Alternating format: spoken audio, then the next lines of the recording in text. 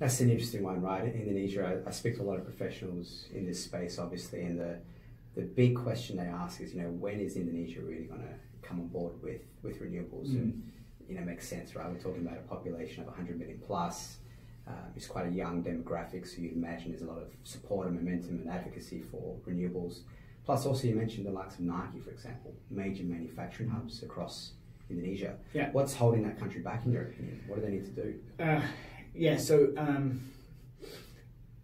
So PLN is PLN is the main utility in Indonesia. There's a lot of complexity around investments in coal and therefore the disruption to that if you bring in renewables. So coal doesn't cycle up and down very easily. If you want to reduce your coal plant's generation of power, it takes 2 to 3 weeks.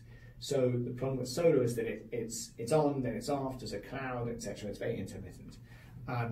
So there's a few different layers to that. I think one is that PLN's really quite comfortable with the existing generation, and I'm not sure how comfortable they are about renewables.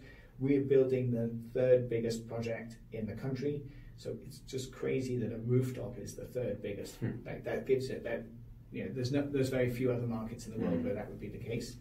I think there's a lot of protection. So the truth is that you should be, I think, welcoming foreign investment. You want large companies from around the world to come in and provide power in your country, and it's more about protecting the consumers and driving down the cost of power for those consumers. But there are a lot of regulations that make it very difficult to operate in Indonesia.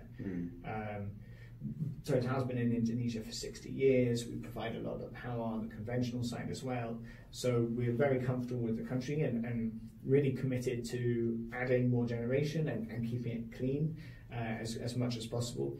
But that is a good example of a country where there's huge potential, but not a lot's happened historically. But if they do get it right, it could be a game changer.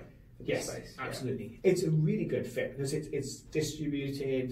The grid really struggles to get to a lot of these locations. A lot of diesel running, and we, most of our customers. So we're doing 3 sites for Danone right now. We're talking about expanding that, and Danone has diesel generators that run every day.